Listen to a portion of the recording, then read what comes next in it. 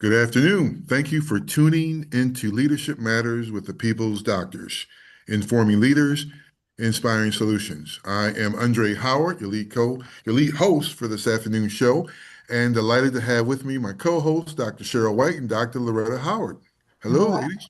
Hello, hello. Hello. All right. We are continuing our discussion today on another side of emotional intelligence. We got this kicked off last week.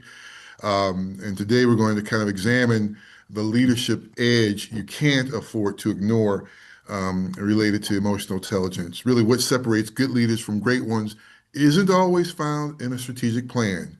It certainly lives in the space between how you see yourself and how others experience you. And it's the capacity to read a room before you speak, to stay grounded when the pressure's on, and to draw out the best in the people you lead. And with us, we are fortunate to have with us Kelly Blackman, founder of BE Consulting, a seasoned org strategist and leadership advisor, who's going to lead us into our discussion. And I'll do a little bit more of a introduction of Kelly later on in the show. So good afternoon to you, Kelly. Good afternoon. Good afternoon, everyone. All right. Thanks so much for having me. Yep, absolutely. Absolutely. Pleasure to have you. All right, we've been getting a number of audience questions. And again, we want to continue to encourage folks to send in Hmm. those questions that you think the doctors can respond to for you. Please feel free to give us get those questions to us, as well as any feedback, topic, subject matter you might want to hear or see. Let us know. Drop us a line. How are we doing? How are Dr. Cheryl, Dr. Loretta doing? So drop them a line and let us know what you think. So, but let's get to our first audience question before we get into our topic this afternoon. Our first question from the audience is, as a new leader in my Mm. organization, what is the one thing I should know about emotional intelligence in order to be successful, and why? Dr. Cheryl, I'm going to throw that to you first, and then Dr. Loretta and Kelly, I'll Okay. invite you afterwards to also chime in if you like. Sounds good. Yeah, well, Dr. Dre, I think your opening is a really good reason as to why. I think that cognitive intelligence is certainly an important part of leading. And just as we get data from our cognitive intelligence, we get a lot of data with Mhm. regards to understanding our own emotions, understanding the emotions of others, and how that then may impact, as you said in your opening, Dr. Dre, how people are experiencing us. And so I think the Mhm. one thing that person should know is that emotional intelligence, the ability to be in tune with one's own emotions, consider the information they're getting from how others may be feeling, as well as the organizational awareness. So understanding self in relation to and Mhm. how we impact will impact how we are able to influence others, how we're able to manage conflict with others, how we're able to inspire others, and all those things Mhm. that are relational and real important to that leadership journey. Excellent. Thank you, Dr. Cheryl. Mhm. Dr. Loretta, how about you?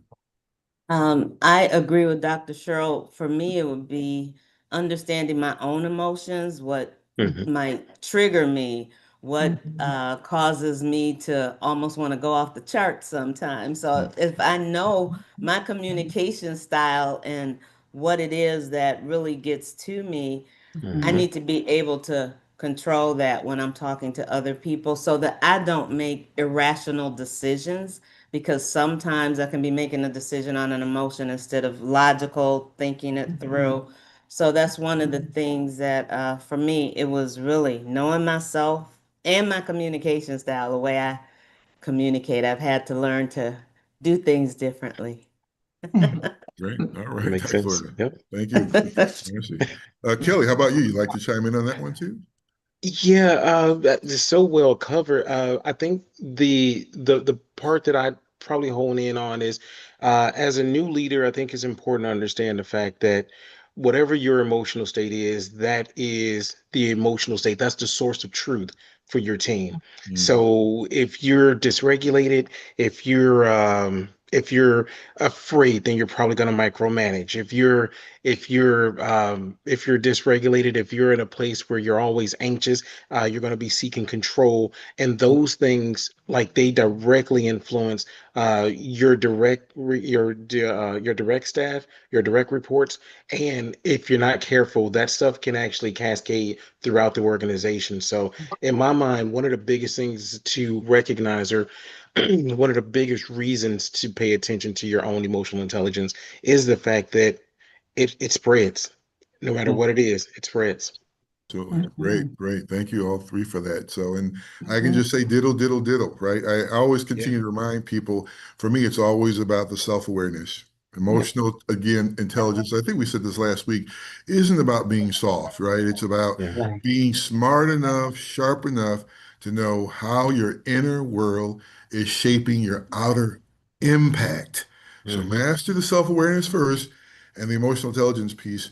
The rest of it will follow as well. So that self-awareness is so important. I know working with leaders across the board, you have to be self-aware, and those who lack it really it is not good in terms of the outcome, in terms of its organization, and more importantly, in Yep. terms of the team that they lead as well. So. Yep. All right, well, thank you for that. And we'll get to our second audience question in the next round. But getting back to our wonderful guest who's joining us on this afternoon to kind of take us further in examining emotional intelligence, I mentioned Kelly Blackman, founder of BE Consulting and a seasoned org strategist and leadership advisor. Kelly brings a rare combination of analytical rigor and relational depth to the conversation as we explore again how emotional intelligence shapes the health of leadership culture, fuels organizational performance, and equips leaders to move through conflict, change, and the human connection. So again, Kelly, welcome. Yes, thank you. I Um, love hearing other people talk good about me. That is nice. hey, Kelly, just don't forget to send me that check we talked That's about, right. okay? That's right. All good. No, you are natural. I've known Kelly for a number of years, and so just a great expert in so many facets of leadership, and so glad to have him with us this afternoon. Yes. So, Kelly, before we get started and dig into this Sure. conversation, why don't you tell us a little about your own respective leadership journey? Okay. Well, I'll say this. It did not start with some of the stuff that I guess would be typical. It really started with my own EQ journey, honestly. I was fortunate enough to stumble across some information about emotional intelligence, and I really started to dig into it because I was doing a lot of soul searching, a lot of trying to understand me. And as I started to understand me more, it really started to click how other people were interpreting me and how I was showing up in rooms, and even with family and that sort of thing. So I'm a data nerd. So I dove in, like, I started researching everything I could about it. And what I started to realize is that there is a world of people out there who are lacking this. I want to say it was God, it wasn't Amy Edmondson. It was one of those people who writes about self-awareness. I can't remember her name, but she gave a stat in her book, and it pretty much said about 85% of people believe they're self-aware, and Mm, only about 15% of people are. right. And for me, that led me to, like, really trying to understand it. But I'll tell you when it hit a tipping point. I started BE Consulting back in 2019. Uh, Nothing much was happening that year except, a global pandemic was starting, and then um, that rolled into George Floyd being murdered in 2020. And so what I started off doing was, hey, I'm going to bring this information to leaders. I'm going to help them to recognize the reasons why self-awareness and EQ and these novel ideas, or at least at the time they were still fairly novel, what they need and how they help and blah blah blah. And the whole world shut down with COVID. And then after that, George Floyd gets murdered. So I'm going into these organizations, and I'm with them during their town halls or during their fireside chats, and there is a group of black people who are angry and hurt and afraid, and they're crying, and then there's a group of white folks who don't know what to say, and they're crying and they're upset, and what really crept into my mind almost immediately was these people are talking about they're talking about the same situation in two different languages. And it's like the rocket fuel of emotion that was there is like enough to start a little bit of change, but is nowhere near enough to maintain what change would have to look like. And for me, what I started doing is really diving into how organizations or how leaders were impacting organizations, and how that started to build into how a whole organization can look at something completely different from the way that or at least the leadership can look at something completely different from how their staff was looking at things. So it really kind of rolled into what I'm doing right now, which is really I work mostly on the strategic side, with helping people to not just uh, do policies, but to operationalize EQ in their leadership. Yeah. Oh, that's wonderful. Thank you. Excellent, excellent leadership journey. Dr. Loretta, how about you? Okay. Um, so Kelly, when you hear the phrase emotional intelligence, what's the first thing that comes to your mind? And has your definition of it changed over time, especially after Hmm. what you just told us? Yeah. So you know what? So the first thing I think of now is uh, group dynamics. How does that impact your team? Because what I ran into a lot of is that people were very much like, yes, we need to get someone in to talk about X, Y, or Z, whether that was DEI or engagement or what have you. And what kept coming back up was that these people are very unaware about what they're doing to the team. So their EQ is actually pretty low. So what eventually I started to really think about when it came up, or what I started to what it kind of morphed into, was really more group dynamics and how people are actually impacting other folks, because we all seem to have a rose-colored glasses on when we think about ourselves. It's Mhm. like we can see everything else but us. Right. So for me, that has probably been the biggest change, where it is very much like, yes, you can understand some facts about yourself, but without having like outside feedback or a third party to really kind of bounce that stuff off of, people are still pretty much blind. Wow. Mm, Thanks. Appreciate that. mm, yeah. Dr. Cheryl, you So, want to take the next one? Go ahead, please. sure, I'll jump in and say, there's a lot of, or at least some misinterpretations about emotional intelligence. Some think it's just about being nice or being Mhm. soft. How would you push back on that, or would you? Yeah, I mean, so I don't know why this has become or why this has been a thing where this is put under soft skills and that sort of thing. Emotional intelligence is really more is not about being agreeable or nice. It's really more about I want to say Dr. Loretta brought this up earlier. It's really more about knowing where you stand. It's about knowing what triggers you, what causes you to think and feel and behave a certain way. And then that allows you to understand how to show up, how to be different. Dr. Loretta also mentioned that sometimes she had to step away or do something different, because in those situations, you may react poorly. Let's say it that Mhm, way. So mhm, for me, it definitely is definitely a place that can help you be nice, to help you understand other people and that sort of thing. But I think people forget the part where being a human being means that both sides have to be human, and it's okay to set boundaries and that sort of thing. And I think EQ really, or EI, helps you to understand what mhm. my boundaries actually are. So it really helps you to set them that way. I love it. And I appreciated when Dr. Loretta actually brought up the aspect of self-regulation as well, Yeah. Yep. and what you're kind of pulling out more, because I think that is so important with Mhm. regards to recognizing how our behavior Yeah. impacts others. Hmm. Yep. So, awesome. Thank Absolutely. you. Mhm. Great, great. Look, we are up against a break here, and we're going to continue this wonderful discussion. On the other side of the break, we'll go a little deeper on the internal work of leadership and ask Kelly some of his perspective in terms of self-awareness and himself in terms of a leader and really understanding the concept of emotional intelligence. So looking forward to that that discussion on the other side. So when we return, we'll hop into that.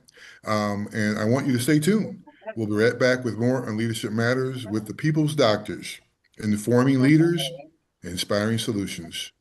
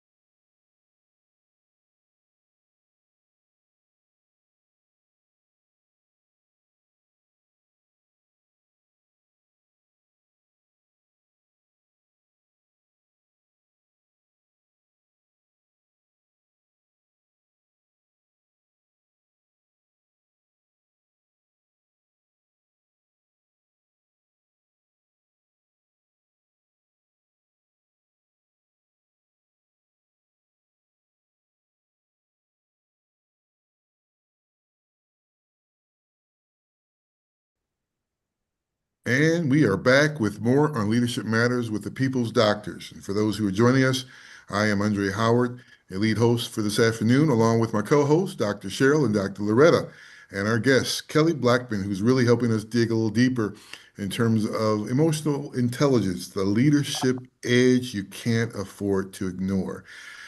Kelly, right before we took the break, we talked a little bit about going deep around the internal work of leadership.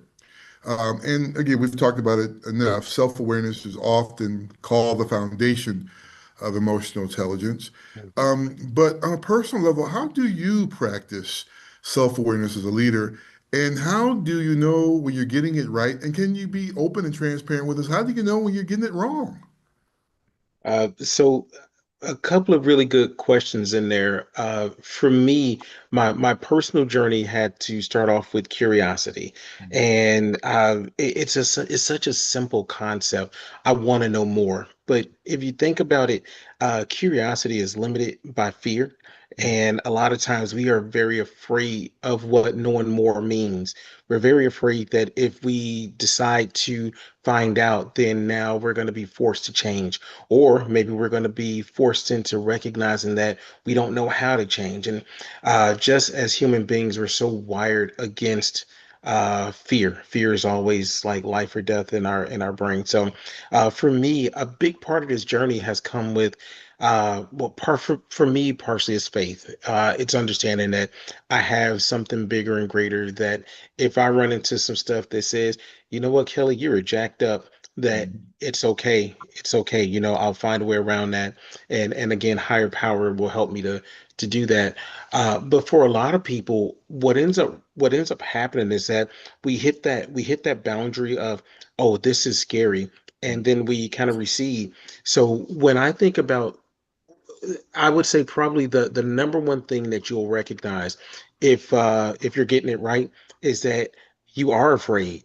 Like Mm, you'll recognize that you're doing things that are scary to you. You'll be in that meeting when you'll recognize that there's a leader and that leader has been punishing people for bringing stuff up or for saying stuff, and you'll say, yeah, I do have a question, or I need to challenge that thought, blah, blah, blah. That's when you'll start to recognize that you're coming out of that comfort zone, that you're not just reacting to fear. And I would say this is the same thing as in organizations. The way we see it is truth is when truth is at the forefront. It's not always nice. It's not always kind. It's not always peaceful, and sometimes it's scary.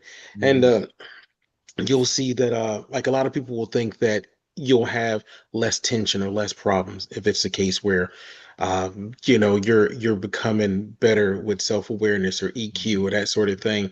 But usually you're going to find that you run into more problems, and the only way that you know that you're winning at that is when you look back and you will be able to see I've grown from where I was to where I am. great. That's powerful. Love it. Love it. Dr. Loretta, how about you? Right.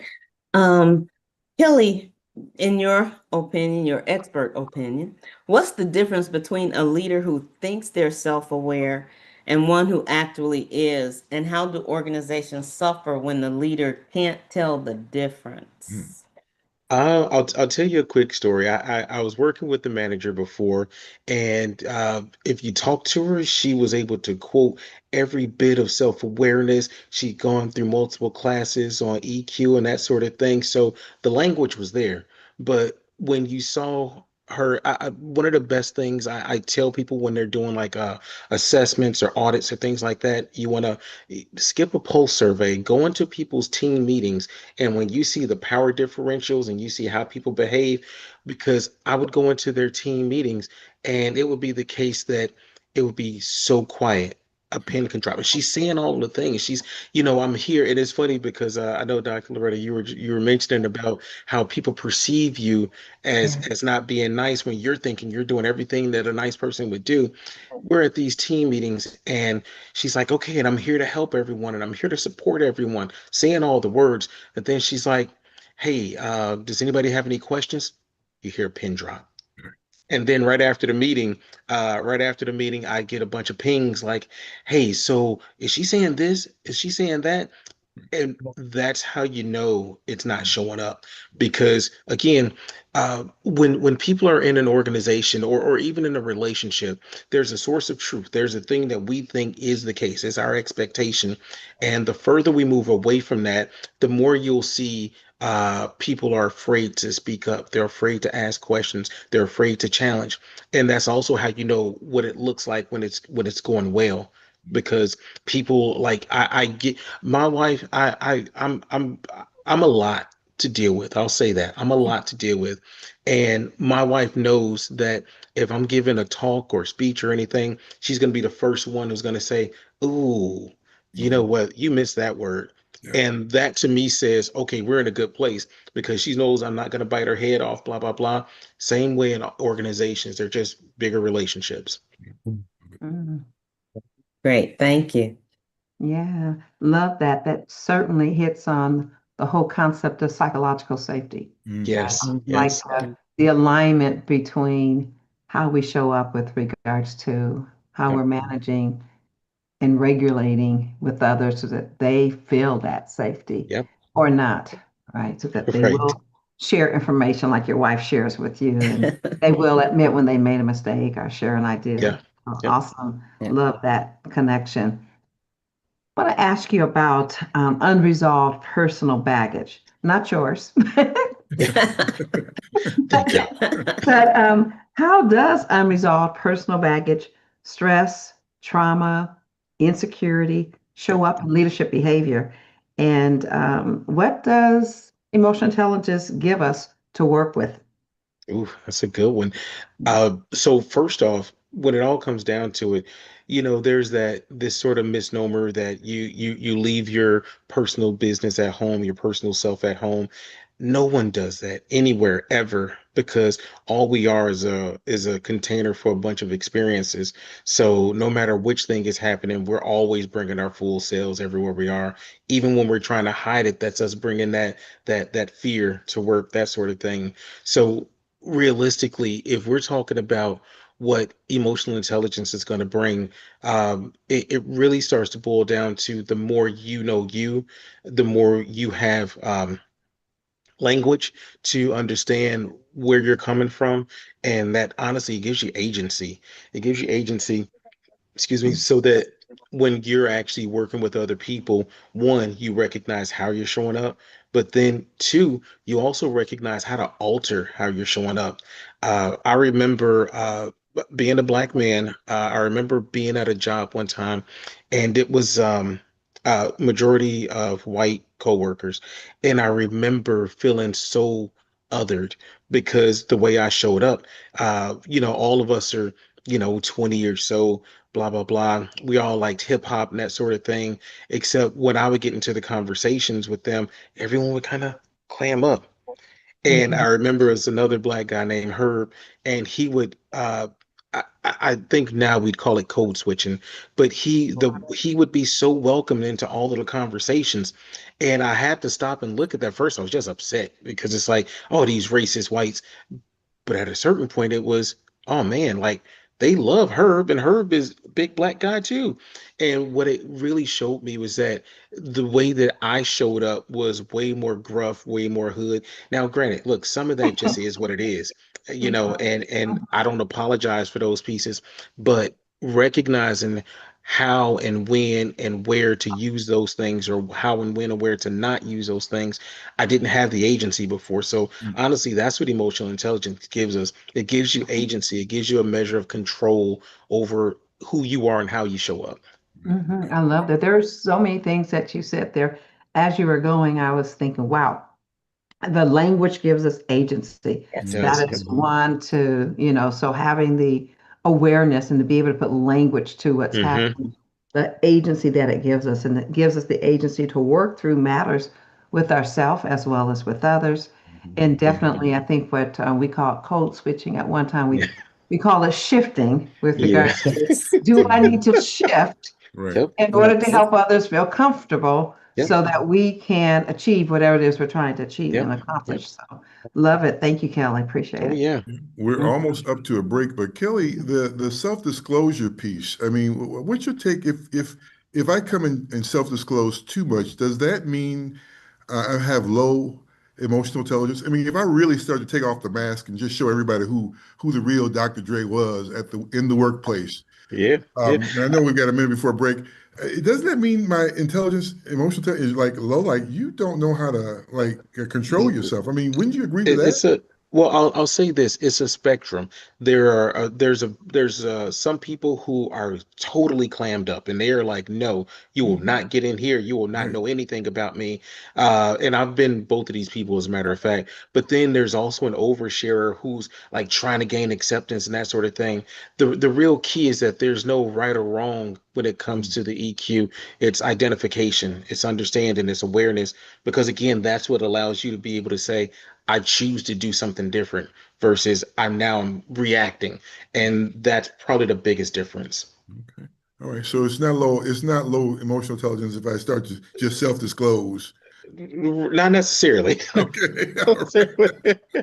But there's a real important piece in that too, Yeah. because sometimes people will think that being authentic Yeah. is around self-disclosing, and Yep. there's a distinction there. I can Yep.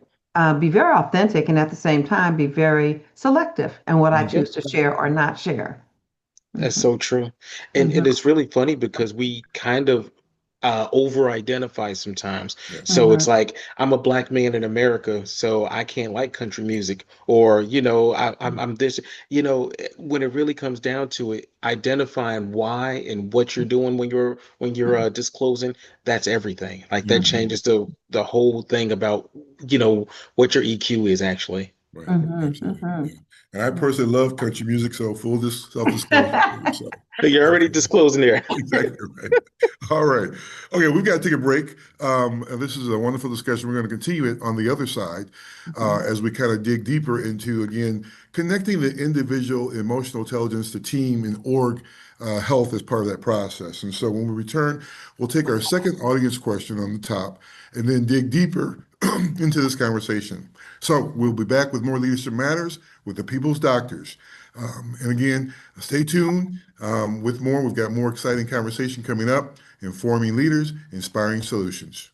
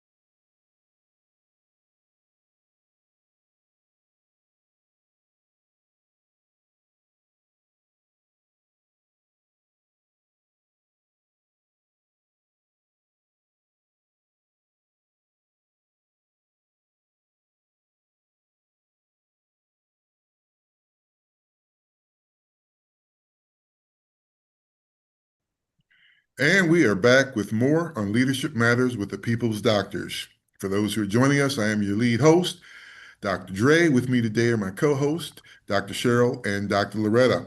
We've got a very special guest with us, Kelly Blackman, as we really dig deep into this emotional intelligence and really try to understand what it all means for us as leaders within our organizations and even on the personal level as well. Want to continue to encourage folks to send in questions, feedback to Leadership Matters questions at innovisions.org. Leadership Matters questions at innovisions.org. Love your questions, love your feedback. Keep sending it in. Let us know if we're relevant or not, and we'll keep it moving and moving ahead. So let's get to our second audience question, and I'll throw this at you first, Dr. Loretta. The question comes from one of our audience listeners. It says, I believe my organization is absent of emotional intelligence. What are the signs that an org is absent of emotional intelligence? Any advice you would give to correct? Wow. That's a good question. I love the questions that the audience has. One of the things that when I saw this question was I think there's high turnover for Mm, sure. And people really don't want to share honest feedback. They'll hold back, and that's not really helping them because people need that honest feedback when they're working there. And if you're getting a lot of turnover, something is going on. I think people need to look into it. How can they, something to correct it? I think, well, the communication. How does the communication flow in the workplace too? Does it go bottom up or is it just top down? You have to think about those kind of things and that people won't feel that if they give honest feedback, and Kelly touched on this earlier, if they can honestly say what they want to, and there's not going to be any retaliation or things, but it's appreciated because it's constructive to make you do better. But you have to be aware that that's even going on, and sometimes people aren't. They want that environment of fear, I think. So. great, thank you. Dr. Sharon? Yeah, I will agree with what Dr. Loretta has shared, and will say that in such an environment where there's low emotional intelligence, people have probably hurt each other's feelings, Hmm. and probably maybe even unintentionally. So relationships are probably poor, and you probably see more compliance than real commitment. And all those things that Dr. Loretta would indicate kind of goes back to what Kelly had indicated with regards to there not being psychological aware, their psychological safety. Hmm. Because, I can't share my ideas, I can't share my feelings, I can't admit if I made a mistake. So I think all those would be symptoms of, and yes, in such an environment, there may be more fear and people may opt Hmm. out, as Dr. Loretta shared. Hmm. Um, Keep quiet to myself. Ways of Hmm. helping it would be those things that would help um, team members develop self-awareness, help them develop in that self-awareness ability to self-regulate, have more empathy. So really Hmm. developing their empathy skills so that I'm considering, we always say empathy is not compassion, but it's the doorway to compassion. So Hmm. if I can develop more awareness of others, then I can figure out how might I engage in a way that works better, that reduces Hmm. suffering, that increases joy. And all those things can help to, I think, an organization have a greater sense of positive outcomes from increased self-awareness and increased emotional intelligence thereby. Great, excellent. Mhm. Kelly, you Mhm. want to chime in at all? I Mhm. mean, I feel like y'all took all the good answers. Right.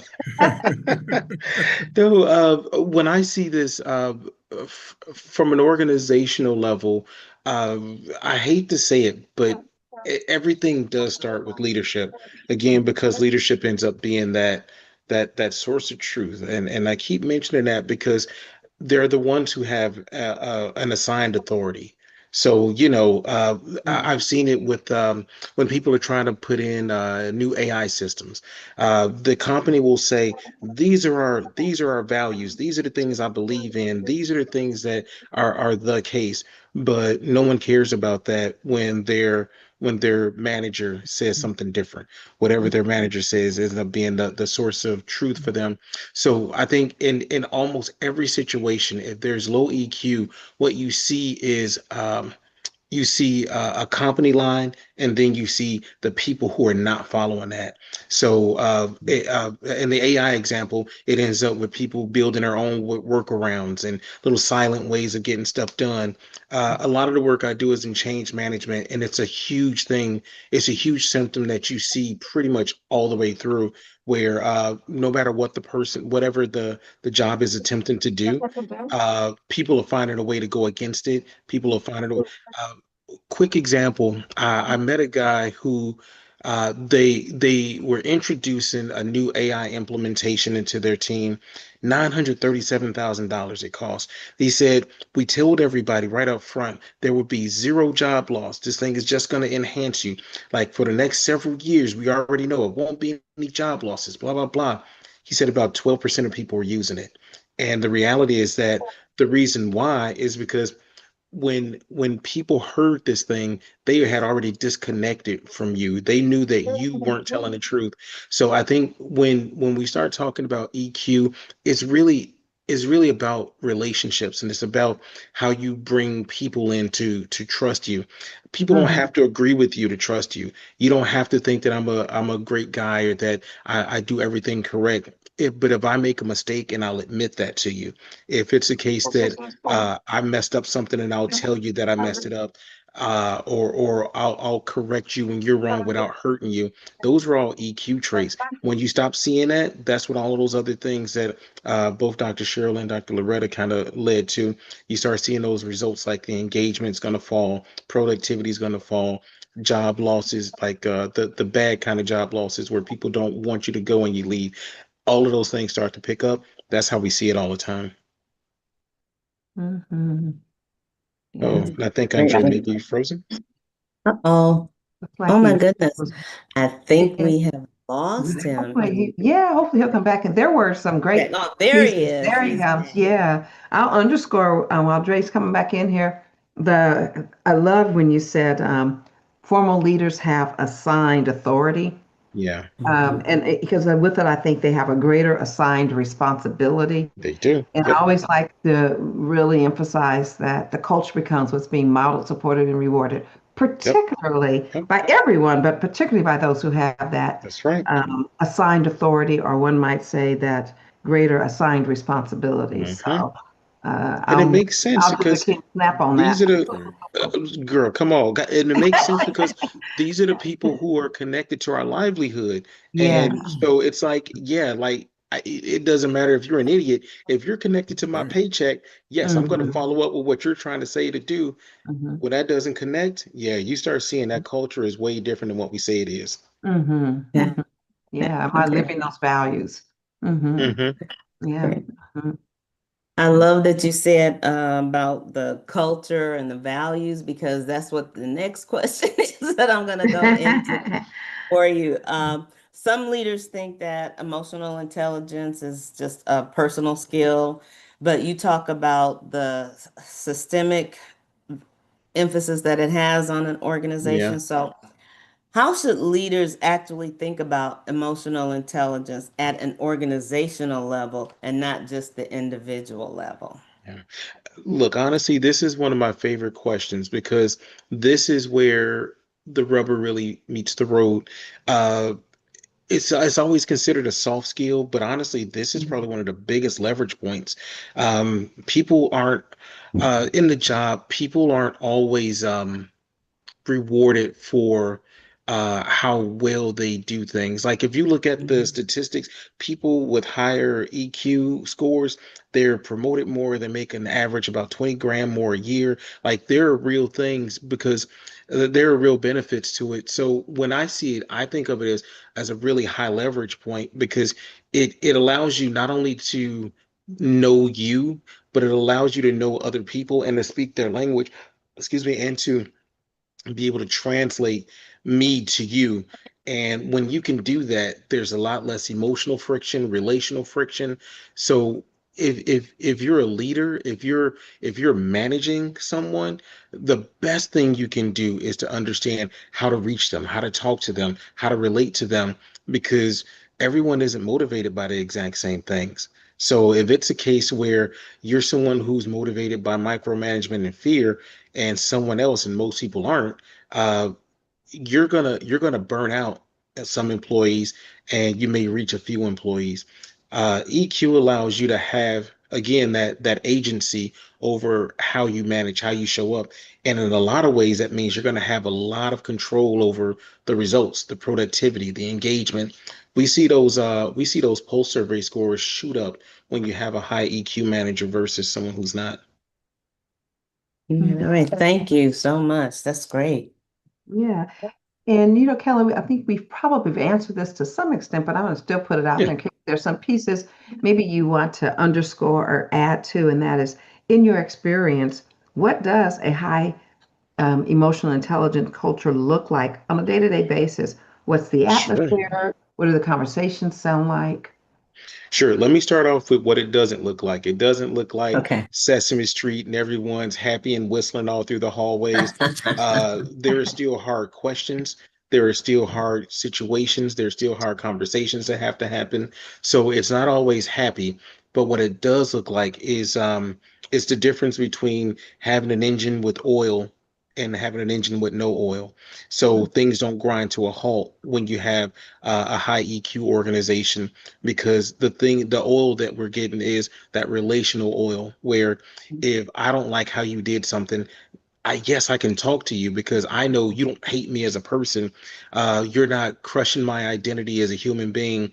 And we see a lot of this with identity work too, because a lot of times what happens is that I identify as a black male, and if I have a white male who's telling me I did a poor job, if you don't recognize that power dynamic because of because of low EQ, it can definitely come off a certain way to me, and my response may come off a certain way to you. So there's a lot there where having higher EQ means that you're going to have a productive, energetic company, and people are going to be willing to fight and stick with it versus fighting everyone wants to leave.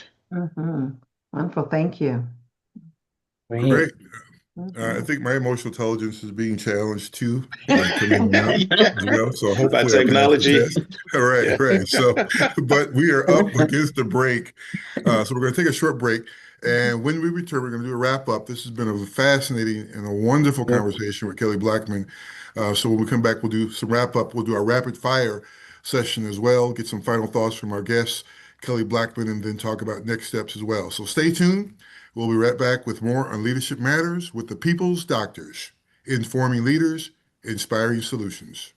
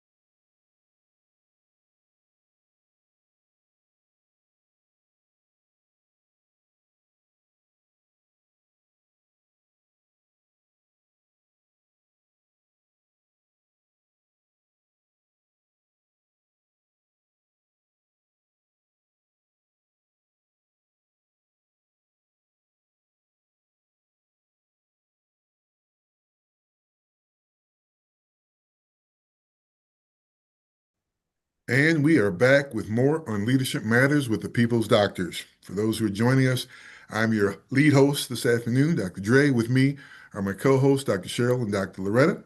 And we have a very special guest, Dr. call him Dr. Kelly Blackman. He's earned his doctorate degree, I guess, with Yeah. this show. We've taken him through enough here on this show. We've had a fascinating discussion on emotional intelligence and really thinking about the leadership edge that you can't afford to ignore. Now, let's get into our rapid fire, probably part of the show that I enjoy the most. And Dr. Loretta, I'm going to hand this over to you. All right, thank you. All right, Dr. Kelly, here we go. One word answers, two at the most, if you Okay. can. And we go through them really quickly. So, EI or IQ, which one gets you further in leadership? Uh, EI, Finish this sentence. A leader without self-awareness is. a fool. Okay. Okay. Okay. I told you to give one word answer. Now I want to get more detail, but okay, let me keep going. The emotion leaders, the emotion leaders are worst at managing is anger, fear, or pride. Mm, Fear, hands down. Okay. mhm, Can mm, emotional intelligence be faked? No, Okay. One word that describes a high EI leader. flexible. Ooh. mm. What's harder, managing your own emotions or reading someone else's? Oh, managing your own. We always hide that stuff. Yeah. What's the one emotion most leaders need to get more comfortable with? Fear, fear. Mm, It's a base emotion. It's everywhere. Yeah. mm, Book, podcast, or mentor? What's the best way to develop emotional intelligence? All right. Rapid fire. Let's go book. Let's go book. That's Okay, tough. okay. mhm. Last one, complete this thought. The world needs leaders who. Uh, who have the courage to look inward first. Okay, I thought you were going to say who are not fools, but Yeah, okay. well, look, it this all mixed in there. Yeah. Thank you so much. We love rapid fire. Yeah. Mhm. Yes. So, if you could issue one challenge to every leader listening today, one bold step toward more emotional intelligent leadership, what would it be? Get a third party to listen to you and give you feedback, honest feedback. It's a huge piece of what we're missing because the internet gives us echo chambers. We're siloed in ourselves. We think we're the hero in every story we tell ourselves, or the victim in every story we tell ourselves. And having somebody who is emotionally intelligent to give you that feedback will help you worlds more than probably anything else. Just especially to start off. Wonderful. Thank you. Great. That's great. Kelly, in terms of, I mean, I've got to go back to the rapid fire. A couple of things you brought up. The Okay, fool, we got it just for a quick minute. it's The okay. fool piece. I mean, why, I mean, what's that all about? I mean, not that you're calling anyone a fool, but why would you use such a term? Because once you know that it's a thing, so once you're in a place where you know that you're missing this thing, if you're not actively trying to seek it, you're not trying to win at your own life, at being a leader, at your relationships. I mean, that it's a really key piece to understanding like being relational as a human being. So yeah, I think it's pretty foolish if you got the opportunity and you don't, yeah, it's foolish. Okay, all right, and it can't be fake. Nope. Are you, So are you- yeah. here's the good part about it. We can do all the actions, but at certain points in our lives, there we'll hit a crossroad, Mm, and that crossroad is where you have to pick. That crossroad, not crossword. The crossroad is where you have to pick which person you're going to be, mm, and you can't fake that because eventually, just the natural you is going to come out. You can change that, but if you're a selfish person, at a certain point, you're going to want that thing for yourself, and otherwise, you're not a selfish person for real. So yeah, you can't really fake it at least over time. hmm Yeah, yeah.